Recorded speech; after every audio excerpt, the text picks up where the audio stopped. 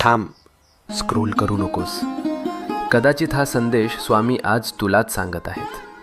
आपण सगळे प्रार्थना करतो ना, रात्री उशीवर डोकं ठेवल्यावर मनातलं सगळं देवाला सांगतो आणि मनापासून अपेक्षा करतो की उद्या काहीतरी बदल होईल. पण जेव्हा काहीच होत नाही तेव्हा मनात प्रश्न येतो, स्वामी ऐकतात का खरंच? ऐक, स्वामी नेहमी उत्तर देतात. फक्त उत्तराची वेळ आणि भाषा आपल्याला लगेच कळत नाही. जेव्हा काही आपल्या भल्यासाठी असतं तेव्हा स्वामी हो म्हणतात. जेव्हा ते आपल्याला दुखवणार असतं तेव्हा स्वामी नाही म्हणतात. आणि जेव्हा आपल्याला अजून थोडं मजबूत व्हायचं असतं तेव्हा स्वामी शांतपणे म्हणतात, थांब, योग्य वेळी देतो. म्हणून हार मानू नको.